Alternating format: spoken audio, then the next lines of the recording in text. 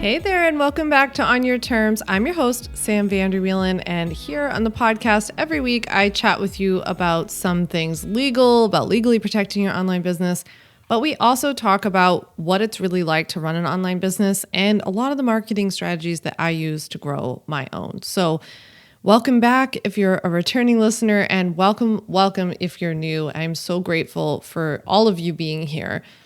I wanted to give you this episode today because I wanted you to have a few things, to have in your back pocket when you feel like giving up on your business, or even when you just feel like giving up on a certain project or strategy that you're doing in your business because you feel like it's not working, right? I wanted this to be something you could come back to if you needed it, or even just somebody to talk to. Honestly, if you don't have anybody else in your life who's an entrepreneur or who really understands what you're going through, it can be very, very lonely. I also want to tell you before we get started today that for right now, at least, I am going to be posting one episode per week. So I have, in the past, I did over a year, I did 2 brand new episodes every week. And then for a while, when we've been really busy, we've been playing some replays and bringing back stuff from the archive. You can let me know if you've really liked that or not. But this is the year, for many different reasons, this is the year of doing less but better. That's the way that I keep thinking about it. For one, I'm writing my book right now, and writing the book has been a lot. And I know that I'm in the midst of, writing kind of the last part of it at this point. But I have so much left to go in terms of once I finish the full manuscript, I have to then go back to the beginning. And my editor has already sent me the revisions for the first section that I sent her. And then I'm going to get the second one soon, and then have to do that one, then do the third section, and then the entire book all over again. And then it goes to a copy editor, and then we have to do revisions there. And there's just so much, not to mention all of the marketing planning that's going on for it and all of the stuff behind the scenes that's related to launching a book. So it's a lot. And then I also, if you get my emails, you know that I guess it was back in either December or January, I went to 1 time per week emails. And that was because of a survey that I ran to my list where people were like, actually, I would love 1 email instead of 2, and just make it have everything in it instead of having these 2 kind of split up. So I've been doing that. That's been going really well. You all seem to really like that.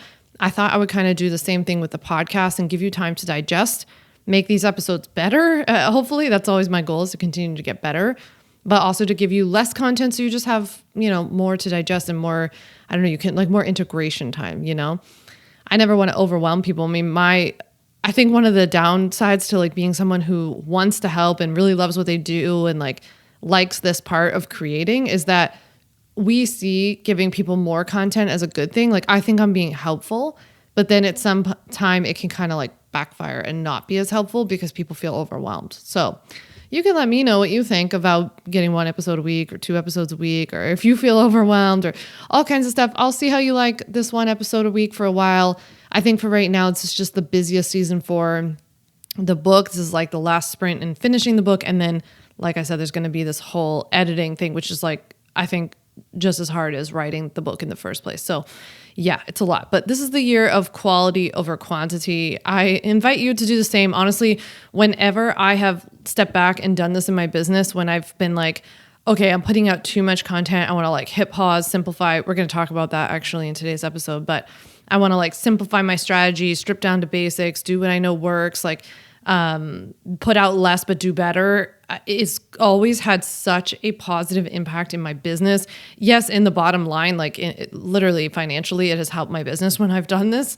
I think because it gets you out of that cyclical, you're just running around creating content all the time, and then you're not actually moving your business forward.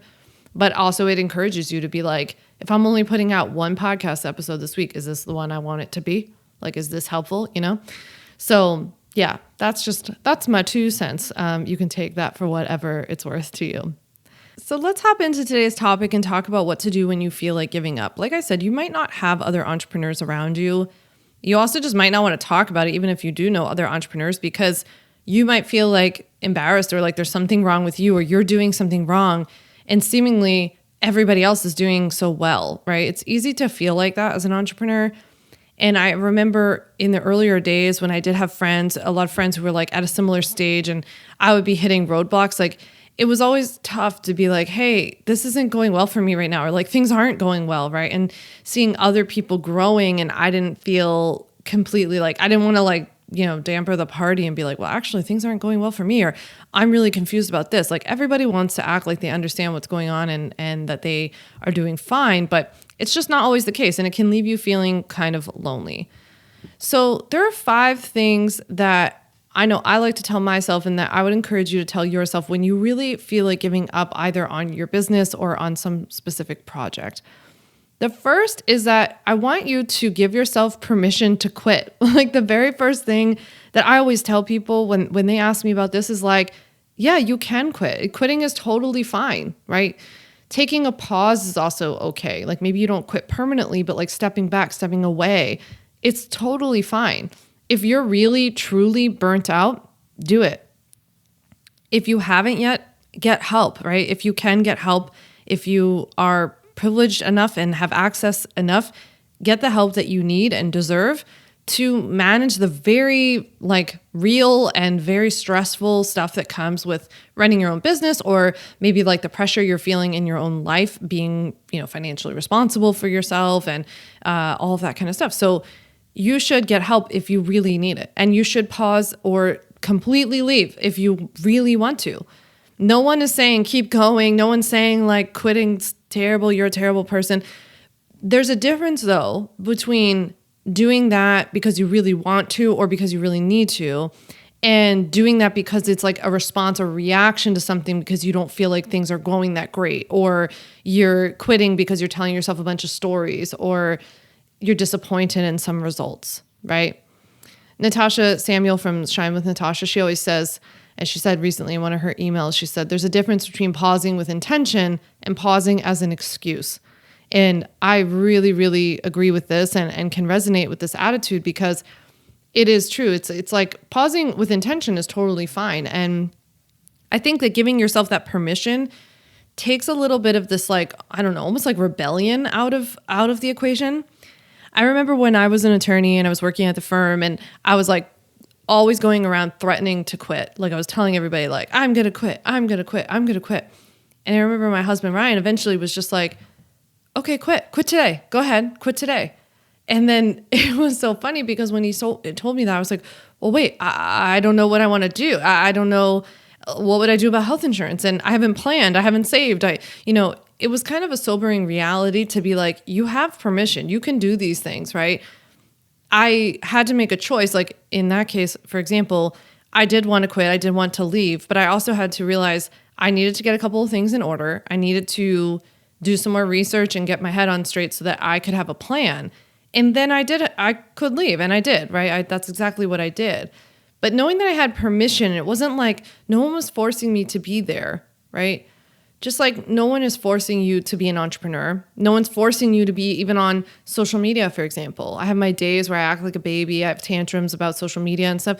I'm like, no one's forcing you to be on social media. I could run this business without it. I don't know if everything would be as good or if things would go as well or something like that, but no one says that I have to be there. No one's forcing me to create videos. No one's forcing me to write emails. So all of this stuff is a choice, right? And so pausing with intention would be a choice too, right? And saying, this is not either just something going on with me, or, maybe you're going through an extremely stressful time, versus pausing as an excuse is like, I'm just pissed that this isn't going well. I feel like I post on Instagram, nobody replies. I offered a course and nobody bought it. By the way, get in line. So did I. All right, I've offered courses that nobody bought. I've sat on live calls for courses that nobody showed up to. It's super embarrassing. It's really hard. It's really, really hard to do, right? That would be leaving though as an excuse, because just saying like, let's take the example of the time, this is a true story, that I sold an online course to like a handful of people, like less than 5. And there were live calls included with that course. I went to go host the live call. Nobody came. And I remember just how terrible. I remember exactly where I was sitting in my old house before we moved to New York. And I was so upset. It was like at night, and I was just so upset, so embarrassed. I felt like it brought me right back to middle school, walking into the lunchroom and not knowing who to sit with, or that I didn't have anybody to sit with. It brought me right back to elementary school, standing up against that brick wall, people picking people for their teams, and you just are realizing as the numbers are dwindling that you're the last person. It was terrible, right? It was terrible. I remember the stories I told myself at that time. I remember saying, like, no one came because no one cares. No one came because I'm not good enough for this. Nobody cares because they didn't even like this. People probably just bought it to be nice, right? They don't even need this. This is so useless. I completely wasted my time. Like, I'm terrible. This course is terrible. The whole, I spiraled, right? That, though, if I had quit, would have been an excuse, because those were all stories I was telling myself. With space and time and, becoming a better marketer and all these kinds of things. From the outside looking in, I can see now, I'm like, oh, I know exactly why nobody showed up to this thing, right? Literally in reality, I feel like I didn't even advertise it. Like, I had a handful of people. I didn't even tell them. I don't remember like reminding them about coming to this live call, nor do I remember planning with them, like surveying them, for example, as to what time would work for them for this live call. And there were only like 5 people. So it's just funny. Like, there's so many practical things that I've learned since then that I wouldn't do again, even in the creation of the course and like who I targeted for the course, whether or not live calls were even something they wanted. Like, there are just so many issues that have nothing to do with me being a good person, a good teacher, worth showing up for, all of that kind of stuff, right? That would have been an excuse if I had quit then. I just think knowing that being an entrepreneur, running your business, being on social media, trying a YouTube channel, starting a podcast is a choice, can take the pressure off, right? Nobody's forcing you to be on TikTok. No one's forcing you to have to point to things and dance around on a screen, right? It's a choice. And when we make choices, we accept what comes with it, right?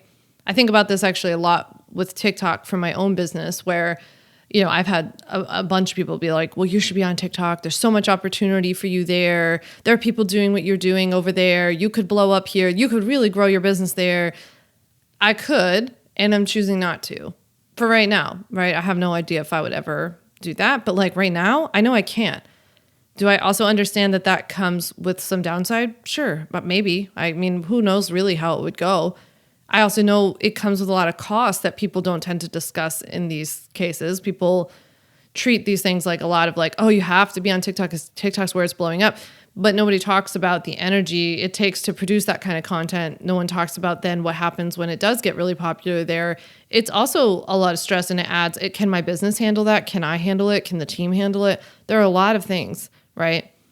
For me personally, as you heard about in the beginning, I'm like, no, I'm good. I'm good doing less and just making it more impactful.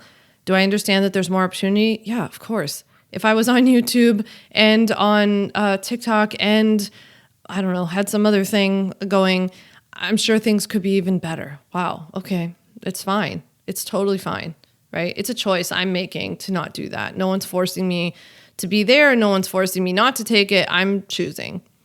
So I feel like, approaching it more as a choice helps to kind of chill out some of that resentment and almost like the anger that you create, the resentment you create with somebody who like doesn't even exist. Like, you're mad at social media for making you be on social, or for people like the way they engage on social. It's like, but no one's forcing you to be there. So we have to take ownership of that.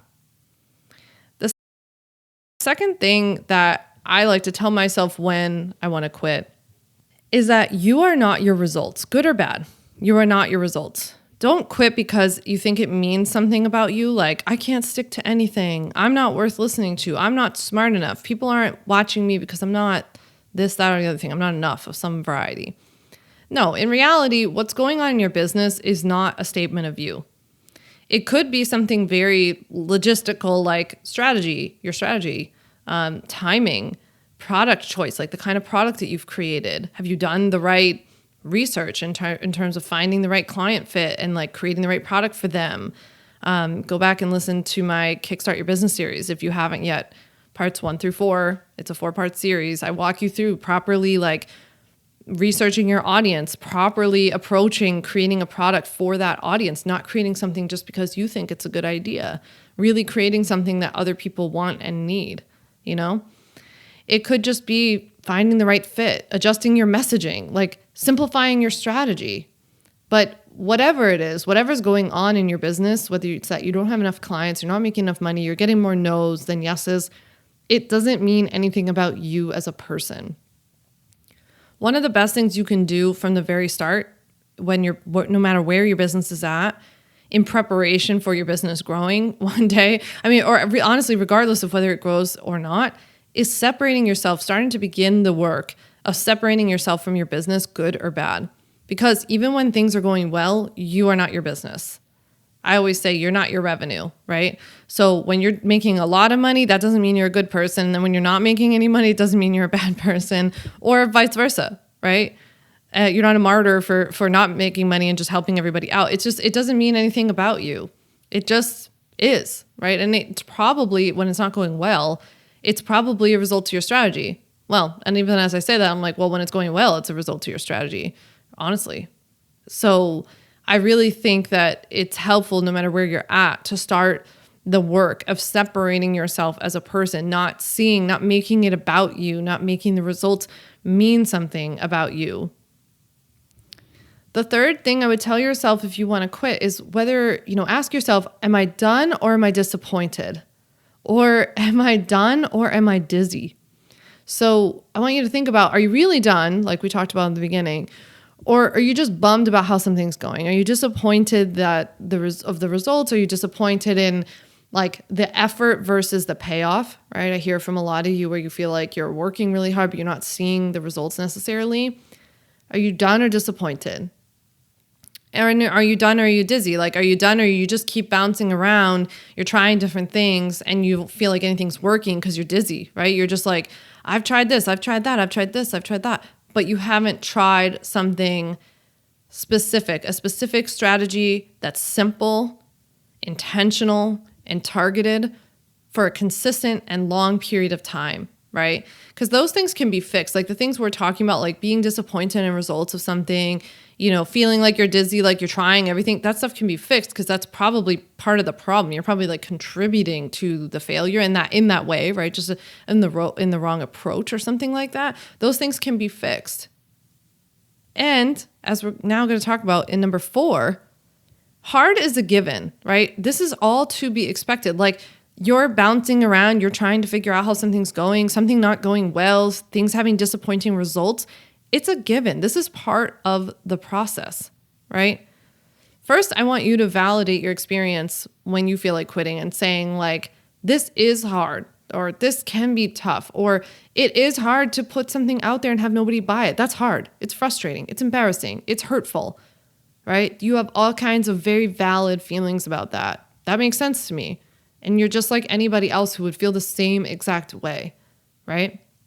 But years and years ago, I had a coach, Jamie Mandel, who's fantastic. Love Jamie so much. Jamie said to me, like, when I would hit like bumps right in the road, like I would get mean comments or like somebody would write something mean about me or something like this. And Jamie would say to me, what if we just started to think of all this stuff, like when it happens, right? Which is few and far between. It's rare. You get way more positive stuff than you get the negative stuff. But what if when you saw that stuff or you had that unexpected like speed bump, you said to yourself, this is just all to be expected. This is all part of the plan, right?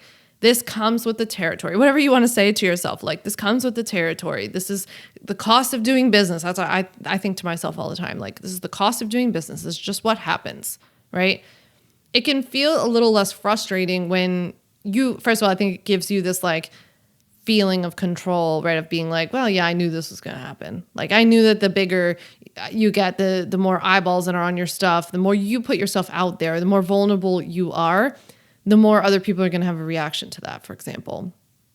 The more that you fully own who you are, you're going to inspire a whole ton of people to do the same for themselves. You're also going to make a handful of people feel very uncomfortable because they're going to project onto you their perceived inability to do the same for themselves, right?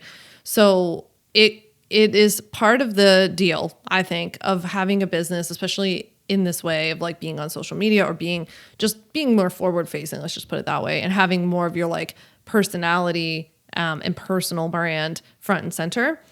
I think it's just part of it. Like, you're going to hit speed bumps. It's also part of it that things aren't always going to work out, right? Things are going to be sticky. Things in social media, for example, like, I would encourage you, not even just in social media, I would say in really anything you're doing, whether it's like you're focusing on your email marketing strategy, social media, you have a YouTube channel or podcast, you're marketing your business in any way online. One of the things I like to remind myself is that a lot of us are figuring this out in real time. It's part of why I don't like you listening to so many gurus about like, oh, you have to follow this strategy, or this is the way to do it, or you have to do it this way. Don't do it that way. It's like, how do you know? We're doing this in real time. This stuff changes so fast. By the time you create a course about it or post something about it, it's like over, right? A lot of the strategies and the like more like viral, I don't know, trends, I guess, of something to jump on the bandwagon for, they're fast and they turn over. And people don't understand. If you've listened to the podcast before, you've heard me talk about this a lot.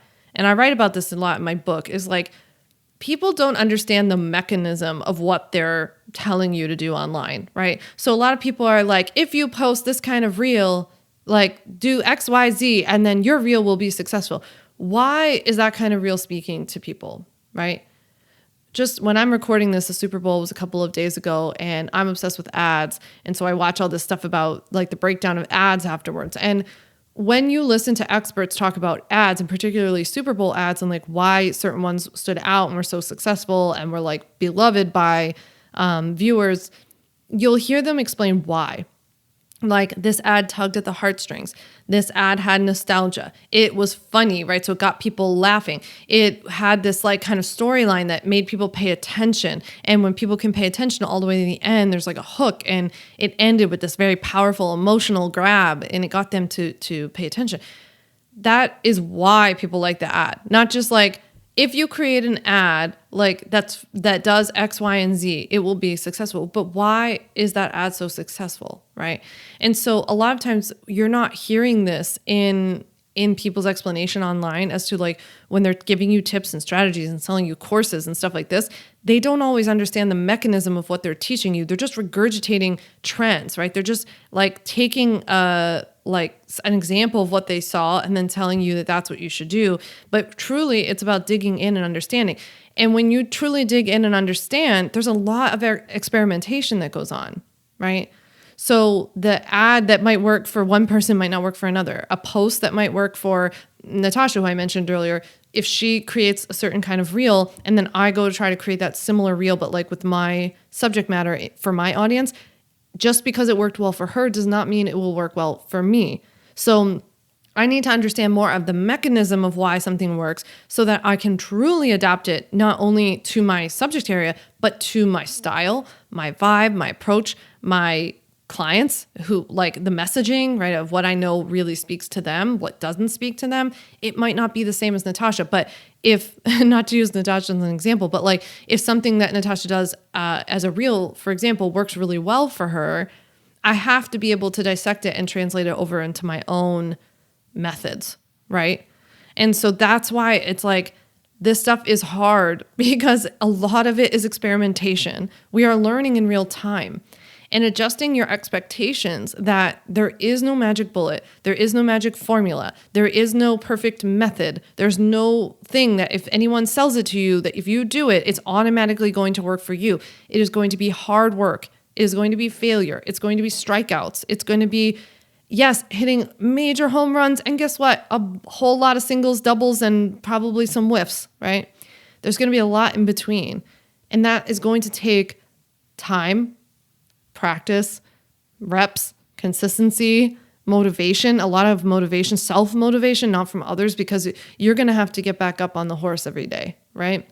So that is why I made number 4, like, hard as a given. This is all to be expected, because if you approach these things this way and you say, like, part of what's to be expected is that I'm out here experimenting. There is no person coming to rescue me. There's no white knight with a marketing genius magic pill who's going to tell me exactly what to do to make this all easier. This is part of it. And in fact, I would encourage you and really love it if you would just embrace it, because To me, this is part of entrepreneurship, and this is like such a cool part of entrepreneurship. Our job is different every single day. It keeps me on my toes. Literally nothing is the same about marketing my business today here in 2024 than it was in 2016 and 2017 when I started, right? I think that's awesome. If I was a lawyer right now, still practicing lawyer, and I was working at a firm, I would be writing about case law from 50 years ago still. I would be arguing cases using the same laws that have been on the books for 10, 20, 30, 40, 50 years, right? My job never changed. The way that you wrote a brief never changed. The rules and the decorum around going and arguing a motion in court were old, and they were older than dirt, written by old white men that were put in place for old white men to go and carry out. That would have been my life. How lucky am I that I get to wake up every day and do something so different? Now, do I have my days where I want to like punch my computer screen because I'm so sick of this freaking algorithm, and I'm so sick of hearing about how this doesn't work anymore and that strategy doesn't work anymore and nobody wants to do that anymore and you have to change this? Yeah, of course, right? And I have my moment. I validate myself. I say, this is annoying. This is frustrating. I hate that, I choose to be on a social media platform, for example, that I don't understand the algorithm for, and I don't know who does. And it's constantly changing and we don't have full information, yet we're like playing the game. It's like we don't have the rules to the game we're playing. But I utilize every tip that we've talked about today. I'm like, I'm choosing to be on social.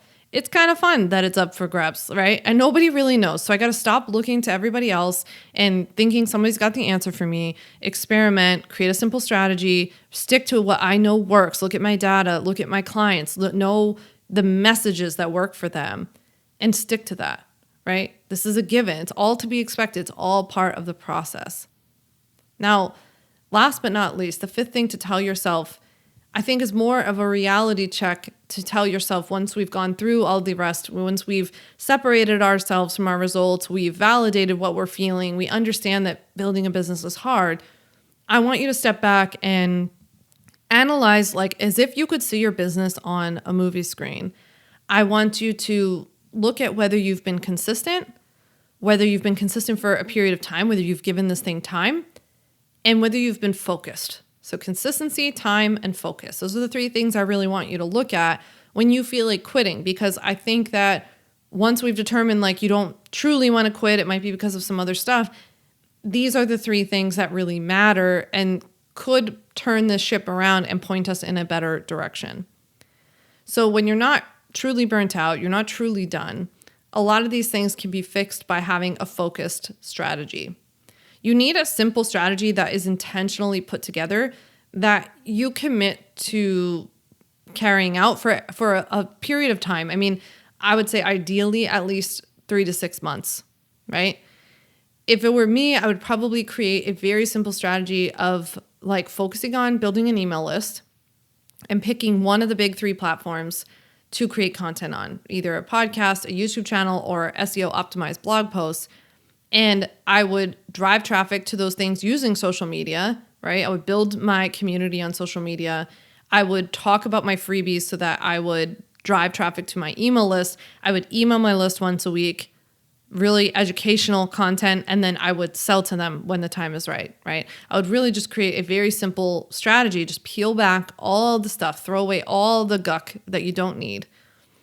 And maybe, this is the time for you to ask yourself, are you trying to do too much? Are you trying to show up in too many places? Even if you're only showing up in 1 or 2 places, are you trying to do too much when you're there, right?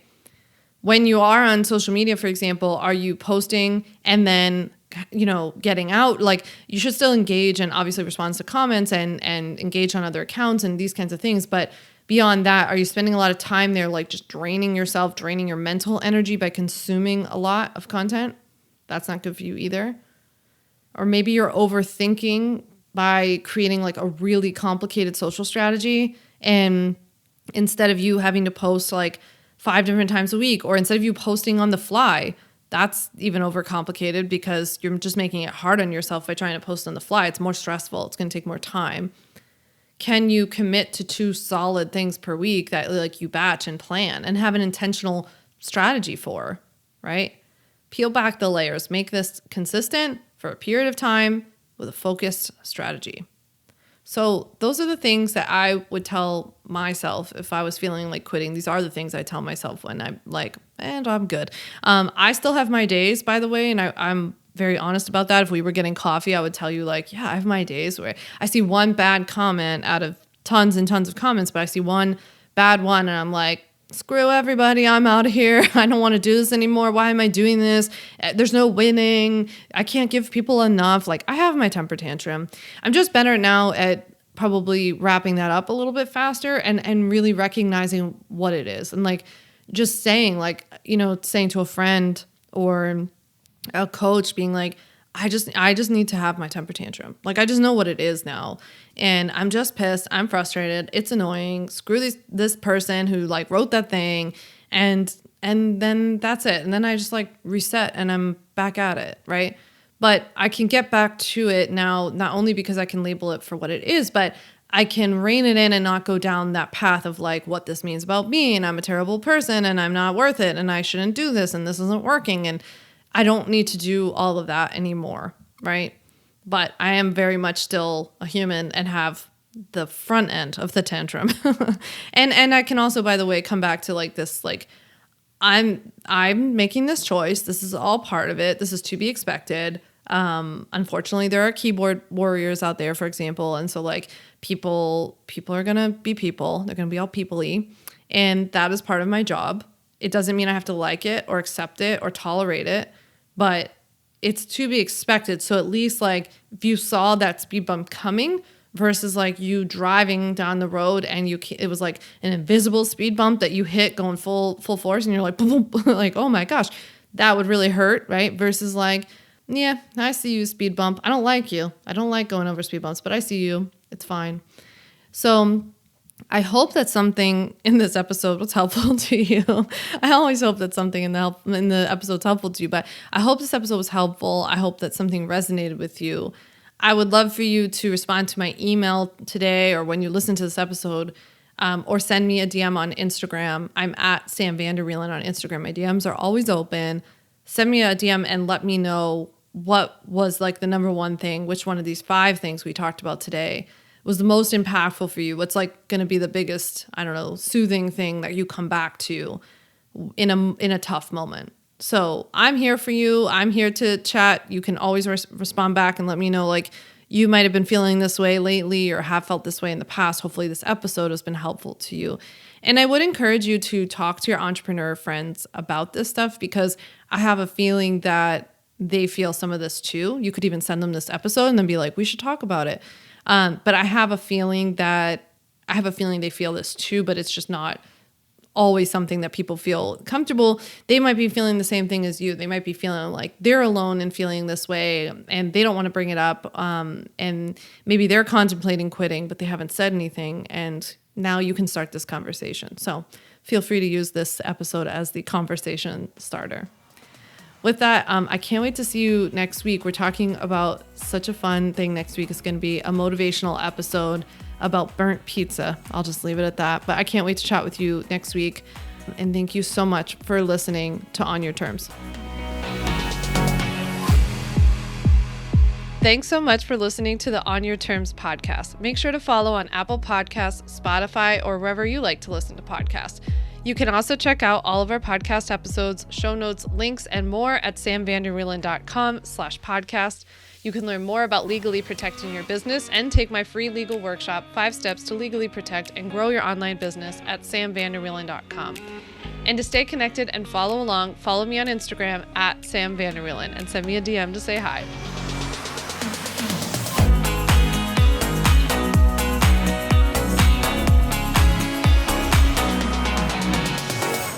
Just remember that although I am an attorney, I am not your attorney, and I am not offering you legal advice in today's episode. This episode and all of my episodes are informational and educational only. It is not a substitute for seeking out your own advice from your own lawyer. And please keep in mind that I can't offer you legal advice. I don't ever offer any legal services, but I think I offer some pretty good information.